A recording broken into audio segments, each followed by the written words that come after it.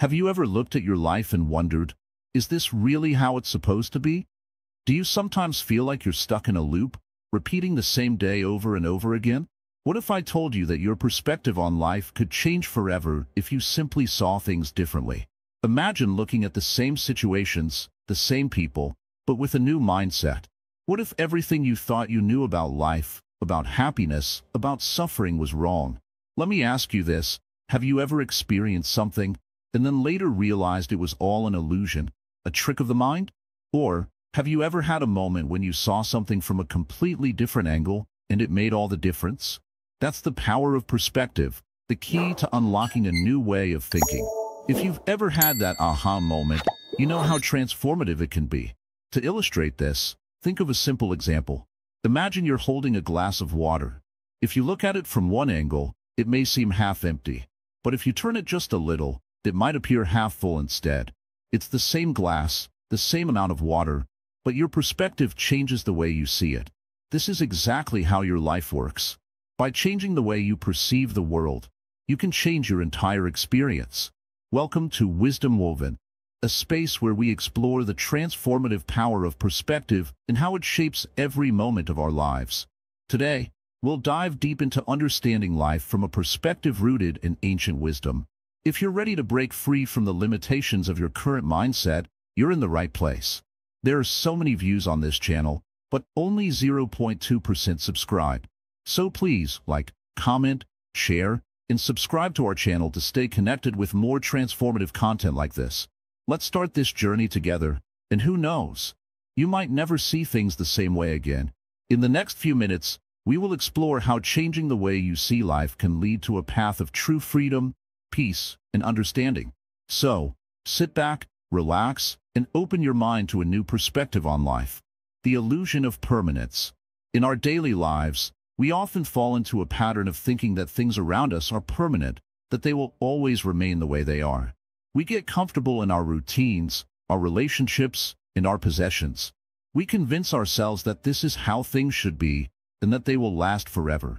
But what if I told you that this very belief is what keeps us trapped in cycles of suffering? What if I told you that nothing in this world is permanent, not even the things that seem the most unchangeable? Take a moment to think about the objects and people in your life. The house you live in, the car you drive, the friends and family you spend time with. All of these things feel permanent, don't they? We often form attachments to these things, believing that they will always be there to provide us comfort and security. But in truth, everything in life is constantly changing. Everything is in a state of flux, and nothing stays the same. This is a core teaching in Buddhism, the idea of impermanence, or anicca in Pali. The Buddha taught that everything we experience, whether it's our body, our thoughts, our emotions, or the people and objects around us, is subject to change. Nothing is fixed. Even the most solid things, the things we think we can rely on, are in a constant state of transformation. This is not something to fear, but something to understand. The more we accept the truth of impermanence, the more we can let go of our attachments and start living with greater peace. Think of a flower blooming in a field. Its beauty is undeniable, yet its life is short. It comes into existence, flourishes for a brief time, and then withers away. But there is nothing tragic about this. Its impermanence gives it value. If the flower lasted forever, would we appreciate its beauty the same way? Perhaps not. It's the knowledge that the flower will soon fade that makes us stop and admire it while we can. The same is true for all things in life. When we become attached to something, we begin to fear its loss. This fear creates anxiety, worry, and a deep sense of unease. We hold on tightly to things, hoping that they will stay the same, but in doing so, we set ourselves up for disappointment. Nothing can stay the same forever. People change. Situations change. Our own bodies change. This is the reality of life. It's not something to resist or fight against. It's simply the way the world works. Buddhism teaches us to embrace change, not to fight it. The more we try to cling to something, the more suffering we experience when it inevitably changes or disappears. But when we accept that all things are temporary, we begin to approach life with a sense of calm and equanimity. We learn to let go of our need to control everything around us, and in doing so, we find a deeper peace within ourselves. This understanding of impermanence can be applied to every aspect of our lives. Take relationships, for example. We often form deep attachments to the people we love, and we fear that we might lose them.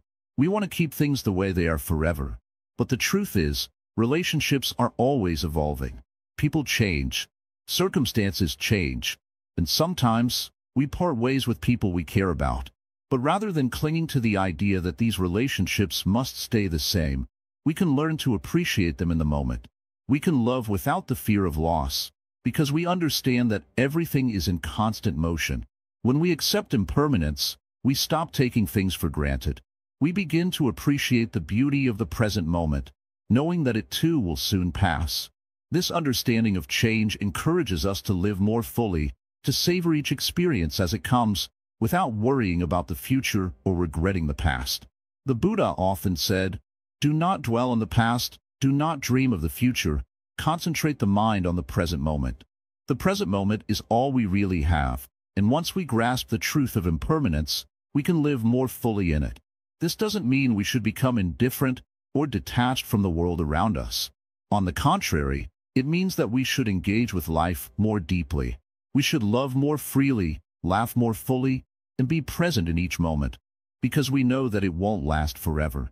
By recognizing the impermanent nature of all things, we are free to experience life without the burden of attachment or fear. In our modern world, we are often taught to chase after things, wealth, status, possessions, believing that they will bring us lasting happiness. But this pursuit is misguided. No matter how much we accumulate, we cannot hold on to anything forever. Eventually, all things will fade away. But when we shift our focus from clinging to things to simply appreciating them for what they are in the present moment, we unlock a deeper, more lasting sense of contentment. In Buddhism, there is a term called dukkha, often translated as suffering. This suffering arises when we cling to things that are temporary, when we expect them to last forever. But once we accept impermanence, we are no longer trapped by this cycle of craving and disappointment. We can find peace in the knowledge that everything has its time and place, and when it's time to let go, we can do so without fear or regret. One of the most profound teachings of the Buddha is that change is the nature of existence. The moment we stop resisting change, we open ourselves to a life of greater ease.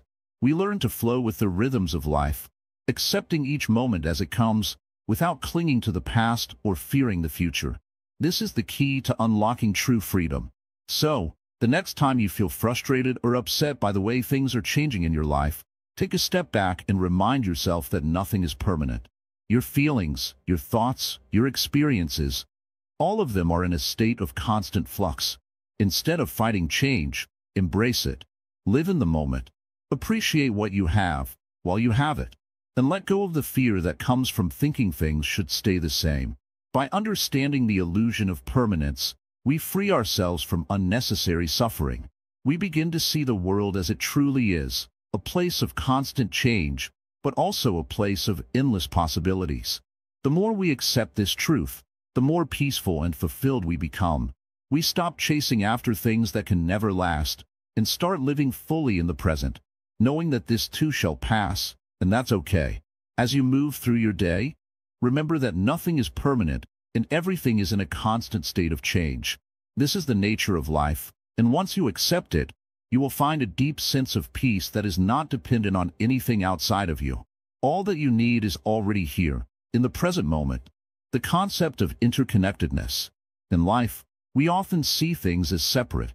We think of ourselves as individuals, isolated from the world around us, and we categorize everything into neat boxes. But what if everything in life is connected in ways we can't see?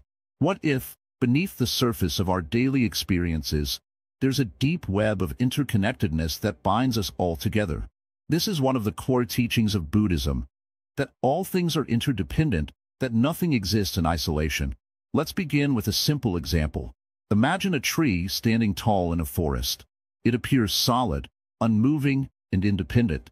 But if you look closely, you'll realize that the tree is connected to the earth beneath it, its roots reaching deep into the soil.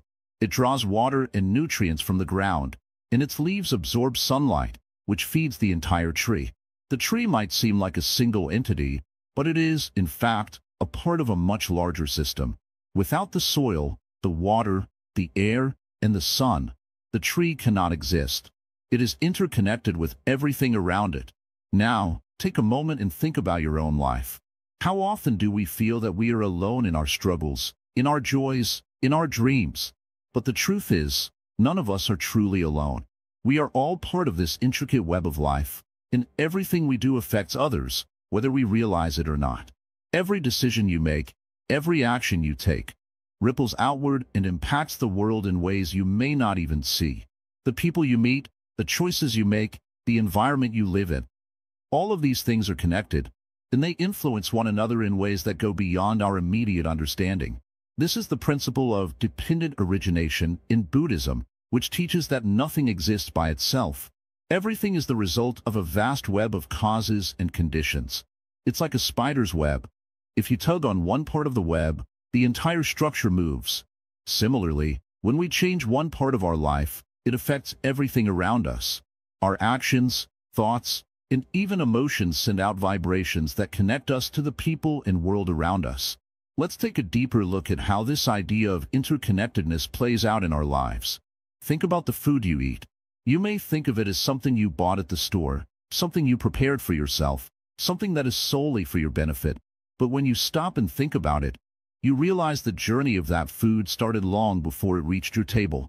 Someone grew the crops, someone harvested them, someone transported them, and someone else sold them to you.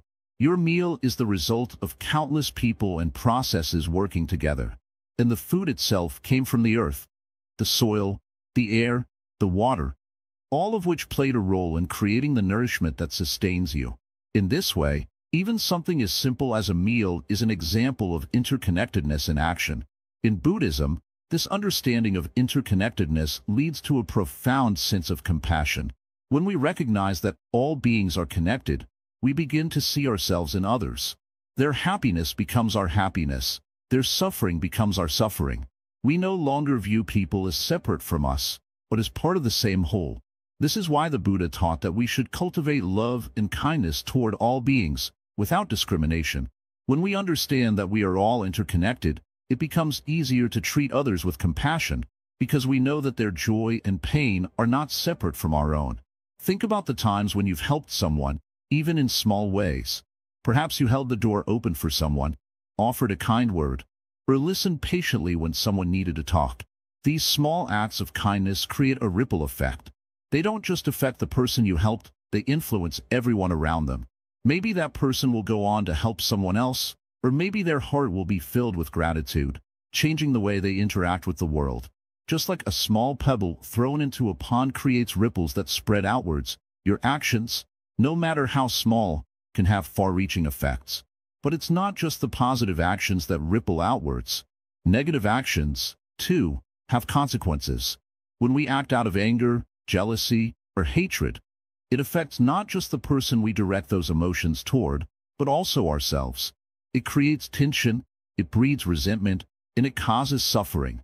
When we live in a state of separation, we fail to see how our thoughts and actions affect the interconnected web of life. But when we begin to understand the interconnected nature of everything, we become more mindful of how our actions impact others. In the Buddhist tradition, this understanding is a key part of the path to enlightenment. The Buddha taught that ignorance, the inability to see the true nature of things, is the root of suffering. When we live with the illusion that we are separate from the world, we create a sense of disconnection and isolation, which leads to suffering. But when we awaken to the truth of interconnectedness, we begin to see that we are not isolated beings, but part of a vast and interconnected whole. This shift in perception is transformative. It frees us from the delusion of separateness and opens the door to compassion, understanding, and peace. As we reflect on the interconnectedness of life, we begin to see that every moment is an opportunity to choose how we interact with the world. We can choose to act with kindness and awareness, knowing that our actions will create positive ripples that benefit not just ourselves, but everyone around us. Or, we can choose to act out of ignorance, reinforcing the illusion of separateness and perpetuating suffering. The choice is ours, but the more we understand our interconnectedness, the clearer it becomes that kindness and compassion are the paths to true freedom and peace. In the next part, we will explore the power of mindfulness, how being present in each moment can help us awaken to the truth of our interconnectedness and live with greater awareness and compassion. But for now, take a moment to reflect on the web of life that surrounds you. How are you connected to the world around you? And how can you, in your own small way, begin to live more harmoniously with all beings? The answers lie within you, waiting to be discovered. The power of mindfulness. Have you ever found yourself rushing through life, constantly moving from one task to the next, without truly experiencing anything? It's as if you're living on autopilot, where everything feels like it's happening around you, but you're not really there. You might be eating, but your mind is somewhere else. You might be talking to someone, but your thoughts are far away. You might be walking through the park, but you don't even notice the trees, the birds, or the breeze. This is what happens when we're not mindful. Mindfulness, simply put, is the practice of being fully present in the moment. It's the ability to engage with life exactly as it is, without distractions, judgments, or the need to control anything. It's about noticing every detail, feeling every sensation, and being fully aware of your thoughts, emotions, and actions. In Buddhism, mindfulness is considered a central practice. The Buddha taught that our suffering arises because we are often not present.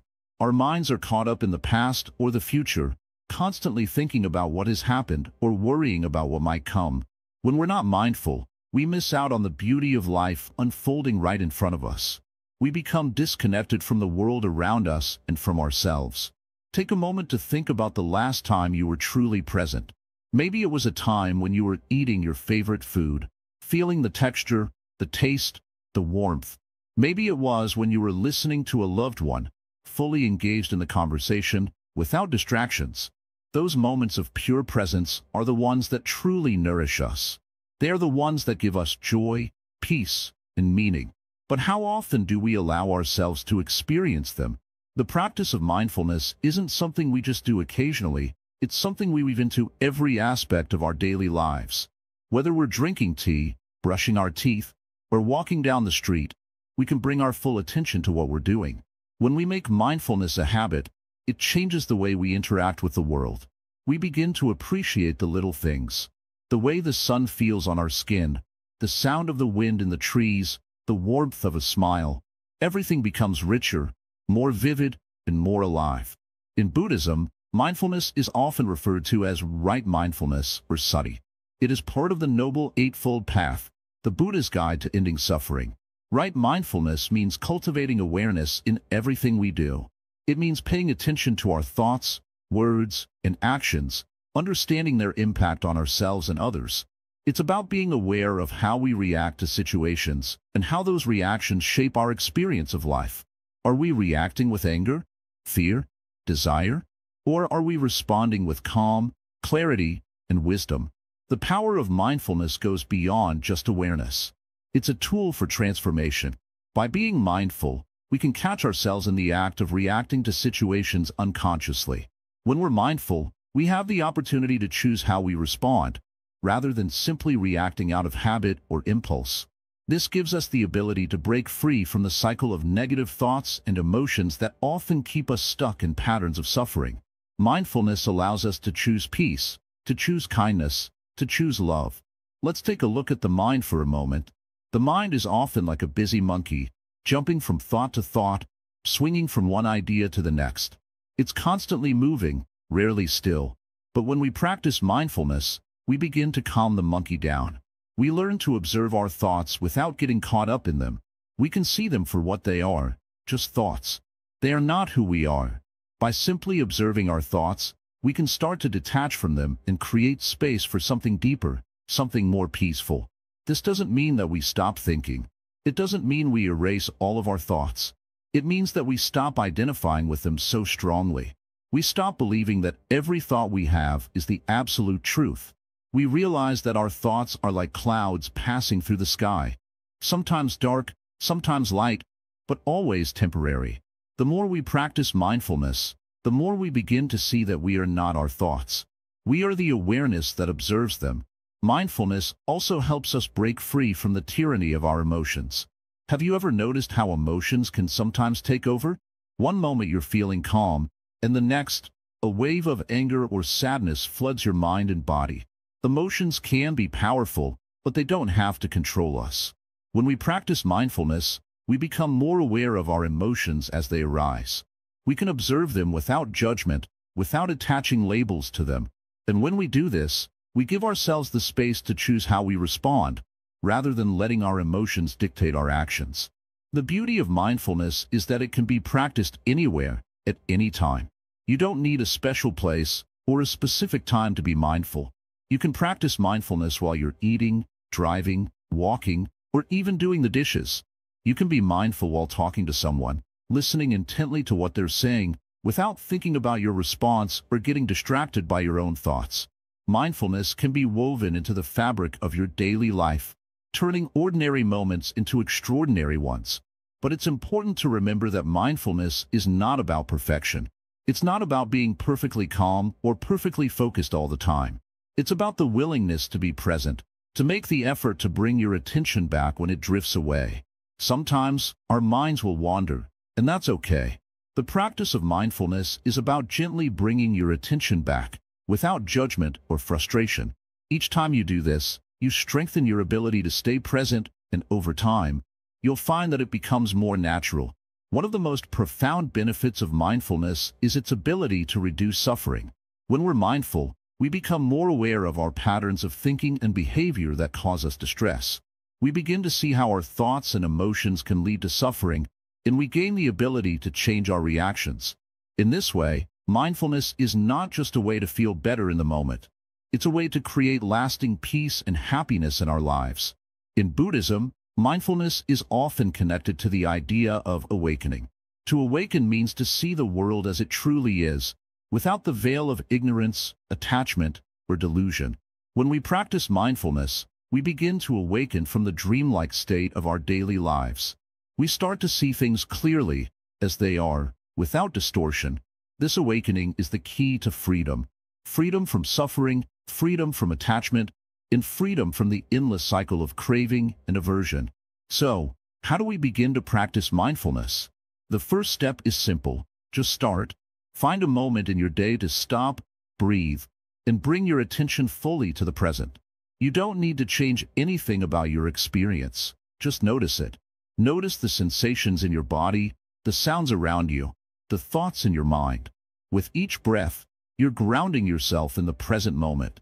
The more you practice, the easier it becomes, and soon you'll find that mindfulness is not just something you do, but something you are. In conclusion, mindfulness is a powerful tool for transforming your life. It allows you to see things as they truly are, without the filters of the past or the future. It helps you break free from patterns of suffering and reaction, and it opens the door to peace, clarity, and joy. By practicing mindfulness, you are not only changing your perspective on life, but you are also changing the way you live, one moment at a time. Overcoming suffering, the core of Buddhism. Suffering, it's something we all experience, in one form or another. Whether it's physical pain, emotional turmoil, or the weight of daily struggles, suffering is an undeniable part of life. But have you ever stopped to ask yourself why? Why do we suffer? Why is there so much pain? And why does it feel like it follows us wherever we go? In Buddhism, the understanding of suffering is not just about acknowledging its presence, but truly diving deep into its cause and, more importantly, its solution. You see, suffering is not just an unfortunate event. It's a natural part of the human condition, something that every living being experiences at some point in life. But here's the thing, Buddhism teaches us that suffering doesn't have to control us. It doesn't have to define our existence. In fact, the key to overcoming suffering lies within us. The Buddha, over 2,500 years ago, shared a profound insight into suffering, one that has the potential to change the way we view our daily struggles.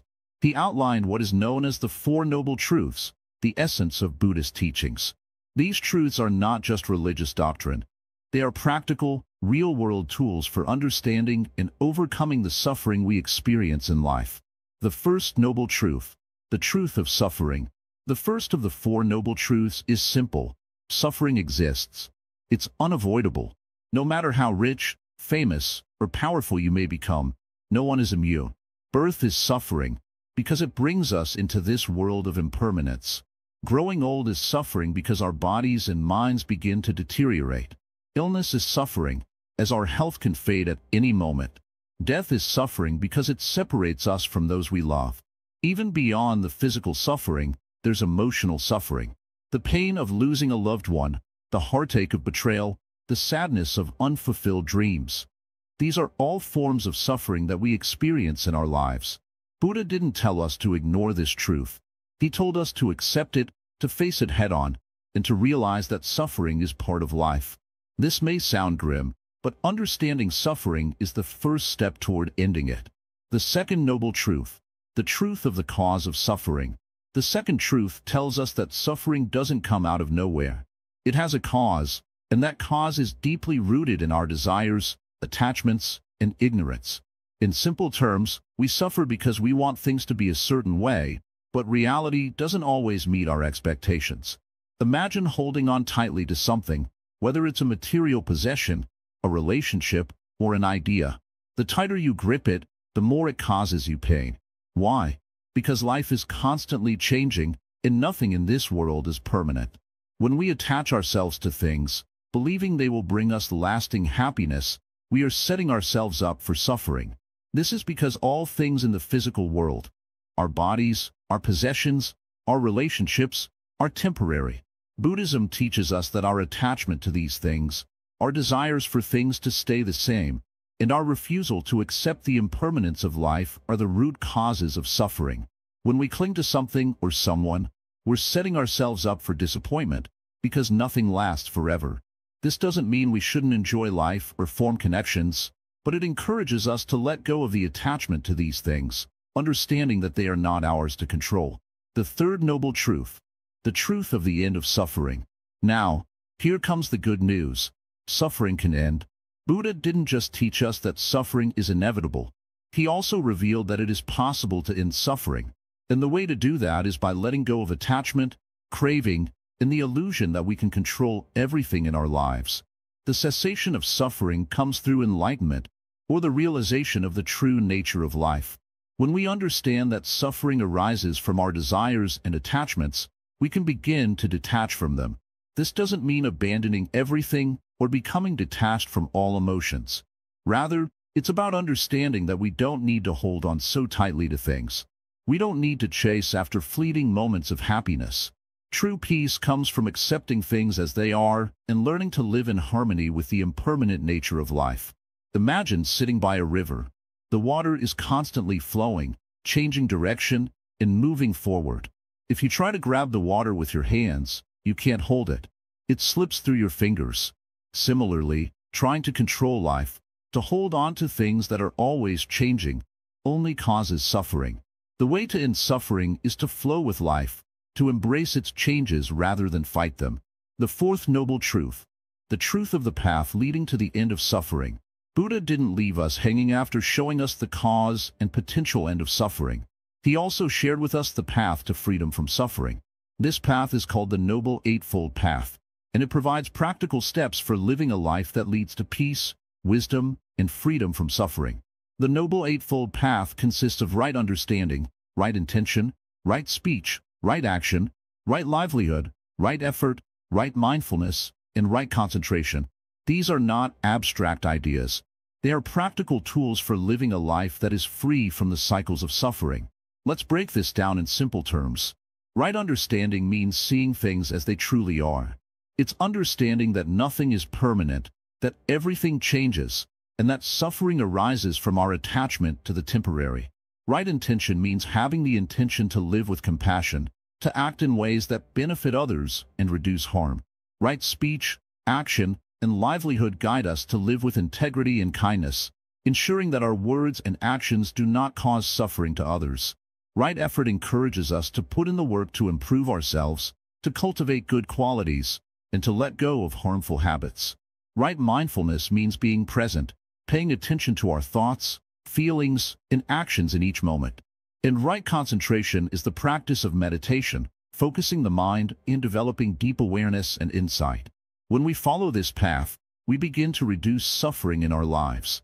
It's not about eliminating every pain or challenge. Those are a natural part of life. Instead, it's about changing how we respond to them. It's about understanding that suffering is not something that controls us, but something that we can navigate with wisdom, compassion, and awareness. Embracing the teachings of Buddhism. Now, you may be wondering, does this mean that we must give up everything and become monks? No, not at all. The teachings of Buddhism are not just for monks or religious followers.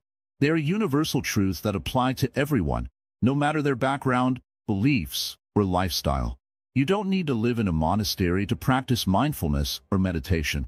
You don't need to renounce everything to understand the impermanence of life. The beauty of Buddhism is that it can be practiced by anyone, anywhere, in any situation. It teaches us how to navigate the inevitable suffering that comes with life, not by escaping it, but by transforming our relationship with it. By changing how we see the world and how we respond to challenges, we can find peace amidst the chaos. So, what does all of this mean for you? It means that no matter what struggles you face, whether it's pain, disappointment, or heartbreak, you have the power to overcome it, not by running away from it, but by understanding it, accepting it, and learning from it. Through the Four Noble Truths and the Eightfold Path, you have a roadmap to a life that is not controlled by suffering but rather guided by wisdom, compassion, and inner peace. In the end, overcoming suffering is not about avoiding pain. It's about realizing that pain is a part of life, and through mindfulness, wisdom, and compassion, we can transform our experience of it. As we walk the path of understanding and letting go of attachment, we move closer to a life of freedom, one where suffering no longer defines us, but where peace and wisdom lead the way. The beauty of impermanence. In this world, everything is constantly changing. Nothing stays the same forever. Whether it's the seasons, the people around us, or even our thoughts and feelings. This is one of the fundamental teachings in Buddhism, impermanence or anicca. The truth is, nothing lasts. And though this might seem like a sad or uncomfortable thought at first, there's actually great beauty in it. Because everything is impermanent, it means that nothing has to be fixed. Everything has the potential to transform, to evolve, and to grow. Take a moment and think about a flower. When it blooms, it's vibrant, full of life and color. But in time, it begins to wilt. Its petals may fall, and the flower eventually fades away. And yet, this process of blooming and fading is not something to mourn. It is something to celebrate. The flower's life is beautiful precisely because it is so fleeting. Its impermanence gives it meaning. If it lasted forever, would we truly appreciate its beauty? Perhaps, if it never changed, we would take it for granted, and it would lose its significance. This is a truth that applies to all aspects of life. The fleeting nature of our experiences makes them precious. Think about your own life. How many times have you felt joy, and in an instant, that joy turned into something else? Or how many times have you faced difficulty, only to find that over time, that difficulty softened, faded, and eventually passed? This is the nature of life. Everything is temporary. But here's the paradox. We often resist change. We hold on to things we know are slipping away. We cling to relationships, jobs, places, and even ideas. This resistance to impermanence causes suffering. We want things to stay the same because we fear the unknown. But the more we cling, the more we experience frustration and sorrow when change inevitably happens. This is where wisdom comes in. When we learn to embrace change rather than resist it, we begin to find peace. In Buddhism, we're taught to practice letting go. It doesn't mean that we stop caring about the things we love or the experiences we cherish. It means that we recognize that nothing is permanent and we stop fighting against it. Letting go allows us to appreciate life in its natural flow without forcing things to be what they are not. It teaches us to live in the moment without being bound by the past or anxiously anticipating the future. When we understand that everything is temporary, it shifts our perspective. We start to appreciate the present moment more fully. We don't take things for granted because we know they might not be here tomorrow. Whether it's the smile of a loved one, the warmth of the sun on your skin, or the feeling of peace you get from a quiet morning. These moments become even more precious when we realize they're not permanent. They are gifts that we should cherish for as long as they last. The beauty of impermanence is that it offers us freedom. It tells us that we don't have to hold on to things forever, because nothing stays the same. Even our troubles will pass. The pain you might be feeling today, the challenges you're facing, they will change. Nothing remains fixed. And this is incredibly liberating. We can experience life without the constant burden of attachment, knowing that both the good and the bad will eventually change. However, this doesn't mean we should become indifferent or detached from life. Far from it. Embracing impermanence encourages us to live more fully, to experience life with greater depth. If we know that everything is temporary, we can let go of our fear of loss and live with greater openness. We begin to appreciate the small moments more, because we realize that they are not guaranteed to last forever. Think about it like this. Imagine you're holding a precious gemstone in your hand. You know it's rare, and you know it could slip from your fingers at any moment. You're not afraid to hold it, but you're aware of its fragility. You treat it with care, enjoying its beauty, but you don't obsess over keeping it forever. This is how we should treat life. We hold it with gratitude, enjoy it for what it is in the present moment, and know that one day it will change. But that doesn't make it any less valuable. In fact, it makes it even more meaningful.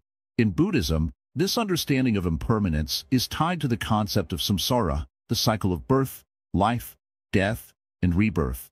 Everything in the universe is in constant motion, constantly changing. It's like a river that flows endlessly. What was once there is gone, and something new comes along. The river never stops, and neither does life. But instead of fighting the flow of the river, we are invited to learn to flow with it. By accepting impermanence, we stop resisting life's changes and start moving with them. When we cling to the past, we miss out on the beauty of the present. When we focus too much on the future, we lose touch with the present. But when we accept impermanence, we let go of these attachments. We begin to live more fully in the now. This is the true beauty of impermanence. It teaches us to be present, to experience life as it is, and to appreciate every moment as it comes. At first, the idea of impermanence may feel unsettling. We may want to resist it, to hold on to things as they are. But in time, we begin to see that by letting go of our need for permanence, we find peace. The more we practice accepting change, the more freedom we feel. We begin to see that life is not something to control, but something to experience, something to flow with. There's a quote by the Buddha that says, "All that we are is the result of what we have thought." The mind is everything. What we think we become. When we accept that everything is impermanent, our minds become free from the attachment to things that are bound to change.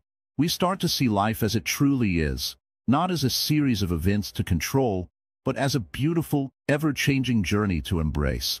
This understanding of impermanence brings a sense of calm, a sense of peace. It helps us detach from the anxiety of trying to hold on to things, people, and moments forever. It helps us accept that everything will come and go, and that's okay.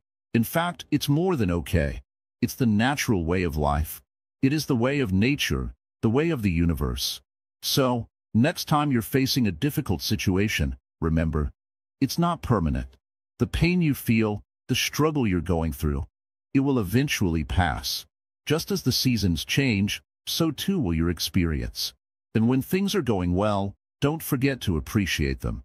Be grateful for the moment, knowing it is fleeting, because the beauty of life lies in its impermanence. Life is a gift, not because it's permanent, but because it changes constantly, and that's what makes every moment worth living. Embrace the beauty of impermanence, and you'll find that it leads to a life of freedom, peace, and acceptance. You'll start to see the world not as something to hold on to, but as something to experience, to savor, and to let go of when the time comes. And in doing so, you will discover a deeper sense of meaning in the very act of living itself. Letting go. The path to freedom. Letting go. It's a concept that sounds simple enough, right? But, in reality, it can be one of the hardest things to do in life. We hold on to so many things. Old memories, past hurts, grudges, things we think define us. We hold on because we fear losing control, or because we believe that holding on is the only way to protect ourselves. But in reality, Holding on can trap us. It can prevent us from growing, from being truly free, and from finding peace. In the Buddhist tradition, letting go is a central teaching. It's a practice that helps us break free from the chains of attachment, allowing us to live fully in the present moment. But what exactly does it mean to let go? And how can we start practicing it in our own lives? Let's begin by understanding what attachment is. Attachment is when we become overly connected to something, whether it's a person, a thing, a memory, or even an idea. This attachment leads us to form expectations, desires, and a sense of identity around that thing. We begin to believe that our happiness depends on having it, and when we don't get it, or when we lose it, we experience suffering. The truth is, nothing in this world is permanent. Everything changes, and everything is temporary. Imagine you're holding on to a piece of string. It's in your hand, and you're gripping it tightly, afraid to let go. Now, picture that string represents your attachment to something, maybe a past mistake, a hurt you've been holding on to, or an old belief that no longer serves you. As long as you hold on to it, you remain stuck, unable to move forward. But if you choose to let go, you free yourself from its hold.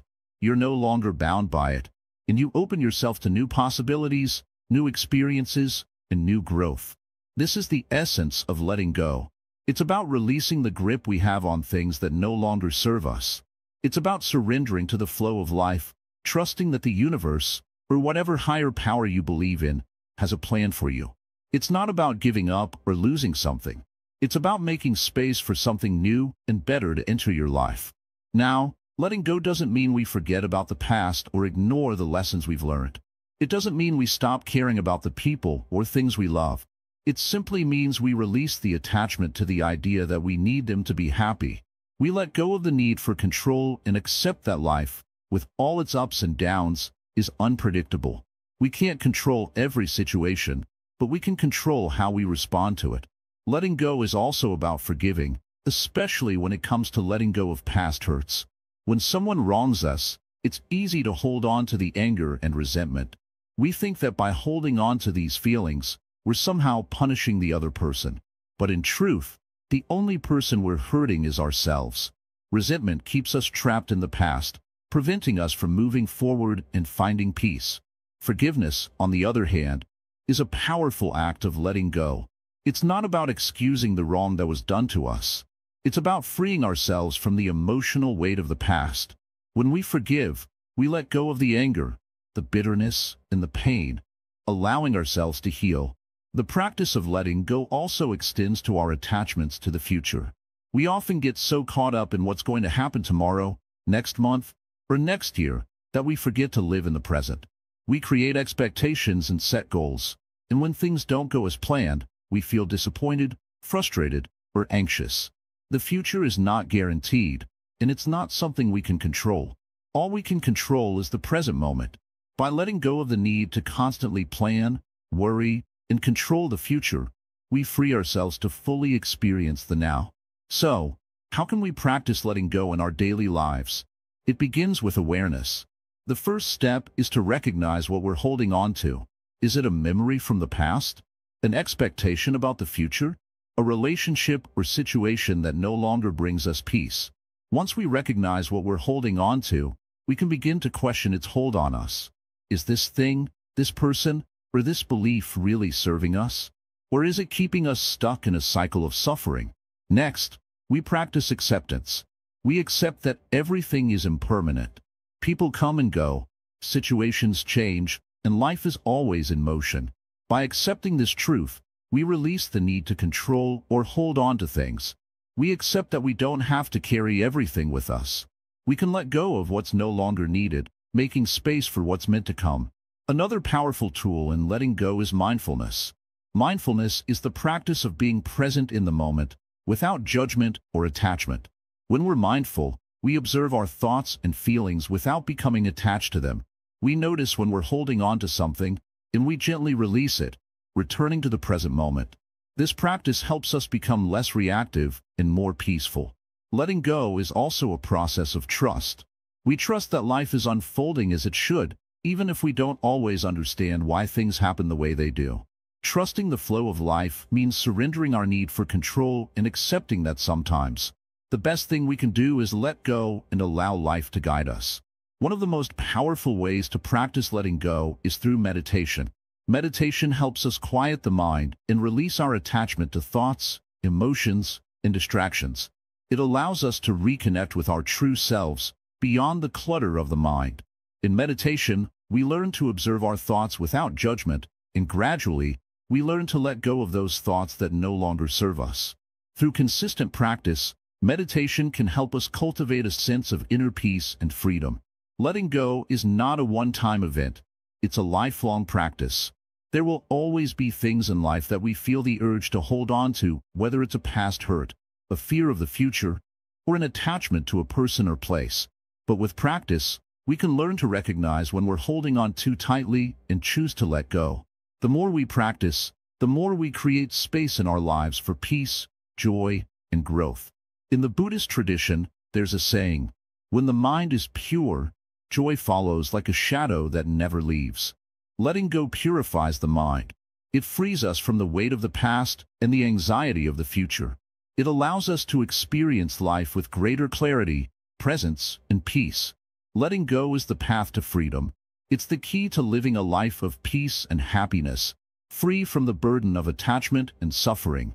When we let go, we make room for new possibilities, new experiences, and new growth. It's not about giving up or losing something. It's about gaining the freedom to live fully in the present moment with an open heart. As you go through your day, ask yourself, what am I holding on to? Is it serving me, or is it keeping me stuck? Then what would it feel like to let go?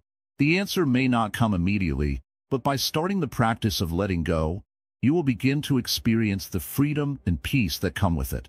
Letting go isn't always easy, but it is always worth it. It's the path to true freedom, the art of compassion and kindness. Imagine, for a moment, that you are walking down a street, and you see someone who is struggling. Maybe they've dropped their groceries, or maybe they look lost. In that moment, you have two choices. You can walk by, continue with your day, and pretend you didn't see. Or you can stop, offer a helping hand, and show them kindness. The choice might seem simple, but the impact it has on you, on the other person, and on the world can be profound. Compassion and kindness are not just about doing good deeds or helping others when it's convenient.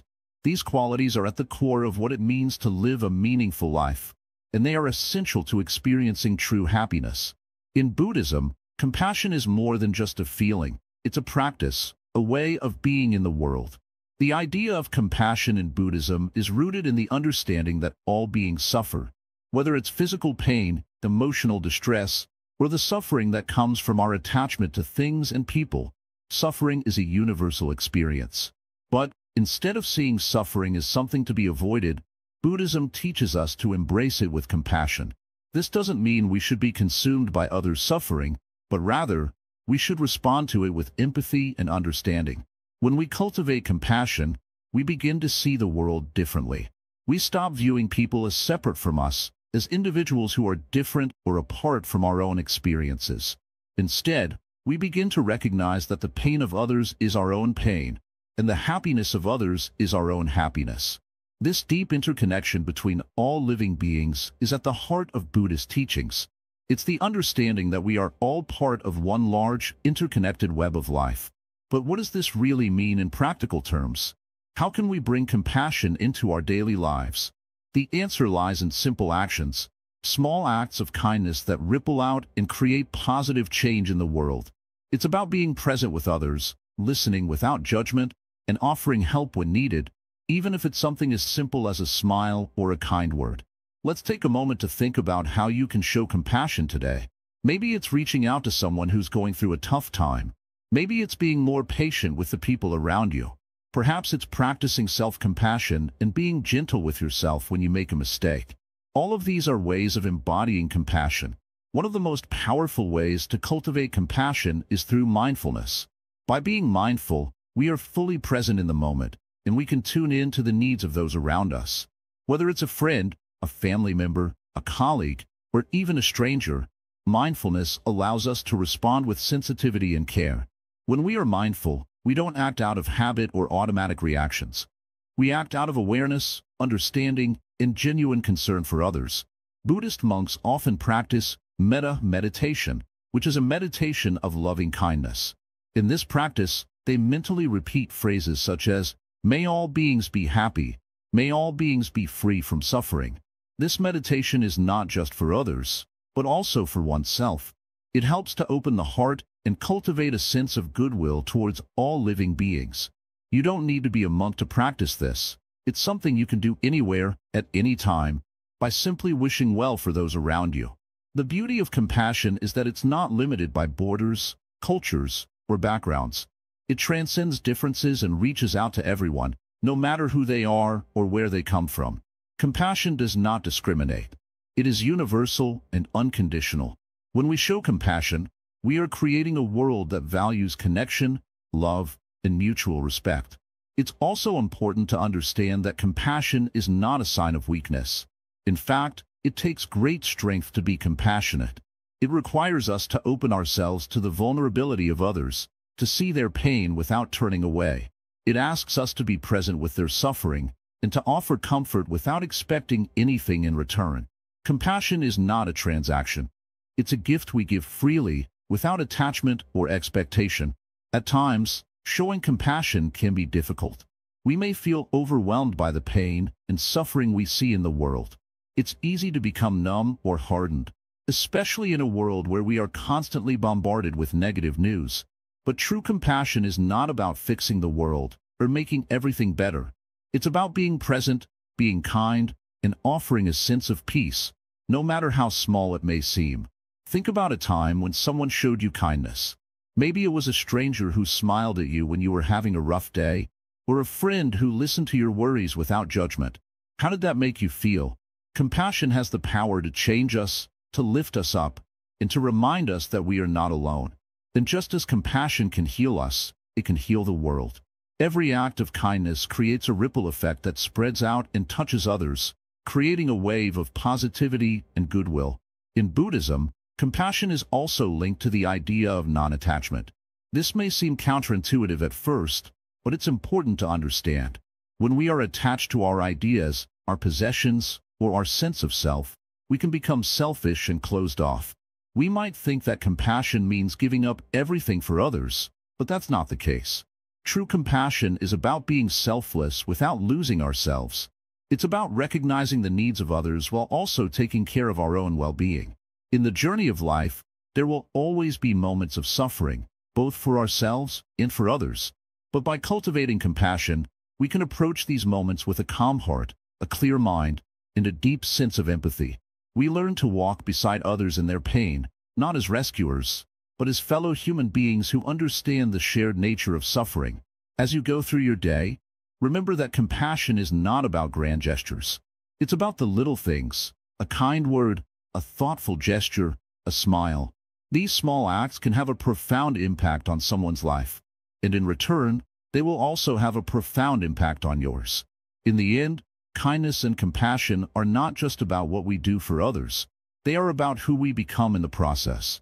They help us grow into better versions of ourselves, more connected to the world around us, and more attuned to the needs of others. When we practice compassion, we open our hearts, we expand our minds, and we create a world that is more loving, more understanding, and more peaceful. So, how will you practice compassion today? How will you show kindness, not just to others, but to yourself? Every moment is an opportunity to cultivate this powerful force, and every act of compassion, no matter how small, can help transform the world around you. Remember, compassion is not something we do, it's something we become.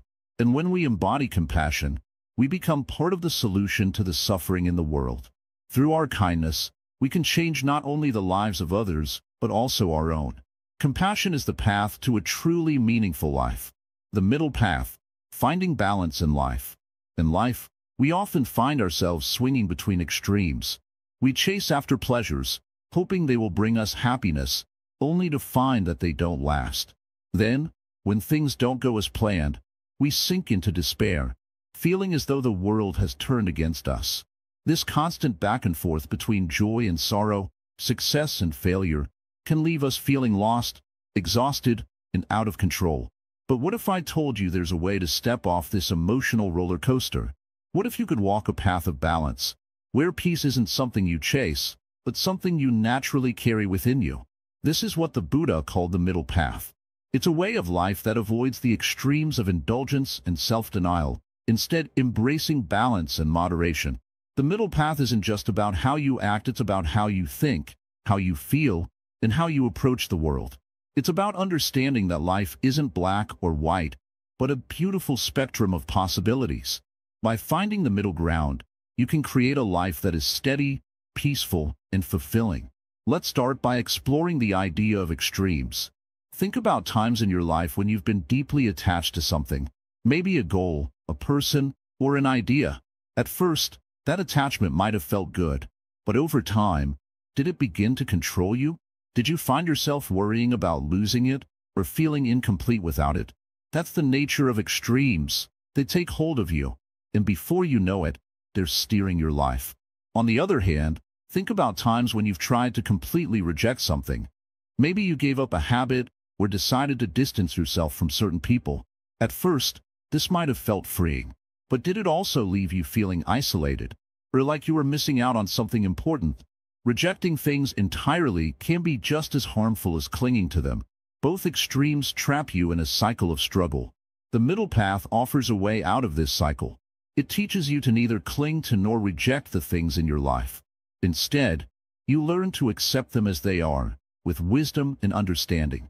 Let me share a simple example. Imagine you're holding a rope. If you pull it too tight, it will snap. But if you let it hang too loose, it won't serve its purpose. The right tension lies somewhere in between. The same is true for your life. Too much attachment or rejection, and you lose your balance. But when you find the middle ground, everything falls into place. Walking the middle path doesn't mean you stop caring or striving. It means you approach life with clarity and calmness. Instead of being driven by fear or desire, you're guided by wisdom. You understand that everything in life is temporary, the good and the bad, the joy and the pain. This understanding helps you navigate life with a sense of ease. You don't get swept away by the highs or crushed by the lows because you know that both are just passing moments. Living this way also means being kind to yourself. Many of us are our own harshest critics. We push ourselves too hard, expecting perfection, and then beat ourselves up when we fall short. The middle path teaches us to let go of this harshness. It's okay to make mistakes. It's okay to rest. Life isn't a race, it's a journey. And the journey is much more enjoyable when you walk it with patience and self-compassion. But how do you start walking the middle path? The first step is mindfulness. Pay attention to your thoughts and feelings. Notice when you're being pulled toward an extreme, whether it's clinging to something or pushing it away. Ask yourself, is this helping me find balance, or is it throwing me off course? With practice, you'll start to recognize the patterns that keep you stuck, and you'll learn how to shift back to the middle. Another important step is gratitude. When you appreciate what you have, you're less likely to get caught up in extremes. You stop chasing after what you don't have or rejecting what you don't like. Instead, you find contentment in the present moment. This contentment is the foundation of the middle path. It keeps you grounded, no matter what life throws your way. Lastly, remember that the middle path is a practice, not a destination. It's something you work on every day, moment by moment. Some days you'll feel balanced and at peace. Other days you might struggle. That's okay. The beauty of the middle path is that it's always there for you. No matter how far you stray, you can always return to it. The middle path isn't just a philosophy. It's a way of living that transforms your entire experience of life. It helps you let go of the need to control everything and find peace in the flow of life. It teaches you that true happiness doesn't come from extremes, but from balance. And it shows you that the journey itself is just as important as the destination. So, take a moment to reflect on your life. Where are you holding on too tightly? Where are you letting go too much? What would it feel like to find the middle ground? As you begin to explore these questions, you'll start to discover the power of the middle path. It's not always easy, but it's worth it. Because when you walk this path, you're not just living, you're thriving. And that's a perspective worth embracing. Conclusion: embracing a transformed life perspective. Welcome to the final chapter of this journey. You've walked through the gates of wisdom, paused at the doorstep of truth, and stepped onto the path of self-discovery. Let me ask you this. Are you still the same person who began this journey? Or do you now see life through a lens that feels clearer, lighter, and more meaningful? Life is a flowing river. It never stands still, and neither should we. By now, you've realized that nothing is permanent, neither joy nor sorrow. Everything comes and goes, like the seasons changing. And in that realization lies freedom. You don't have to cling to the good moments or fear the bad ones. Instead, you can embrace them all, knowing they're just passing through, like clouds in the sky. As we end this journey, I want you to reflect on everything we've explored. Think about the illusion of permanence, the idea that we often hold on to things, people, and even our own identities as if they will last forever. But they don't. And that's not something to fear. It's something to celebrate. Because when you understand impermanence, you stop wasting time clinging to what doesn't serve you and start focusing on what truly matters. Look at how interconnected everything is. You and I, the people you love, the strangers you'll never meet, and even the trees, the rivers, and the stars. We are all threads in this vast tapestry of existence. When you understand this, compassion flows naturally. You'll see that kindness isn't just a virtue. It's a way of being in harmony with life. Pause for a moment. Take a deep breath. Feel it entering your lungs, then leaving. Even this breath is a reminder of life's rhythm. In and out, coming and going, beginning and ending. Each breath carries the potential for mindfulness, a chance to be fully present in the here and now. And isn't that what life is all about? You've learned that suffering isn't something to run away from. It's something to face with courage. Every challenge, every pain, is a teacher in disguise, showing you where you're still holding on, where you're still stuck. When you stop fighting your suffering and start learning from it, it transforms into wisdom. As we part ways, let's talk about letting go. Letting go doesn't mean giving up. It means releasing the tight grip you have on expectations, judgments, and fears. Imagine holding a handful of sand. The tighter you squeeze, the more it slips through your fingers. But if you hold it gently, it stays. That's life. Hold it lightly, and it will stay with you in the most beautiful way. Then what about balance, the middle path? It's not about extremes, but about harmony. Life isn't just black or white. It's the infinite shades of gray in between.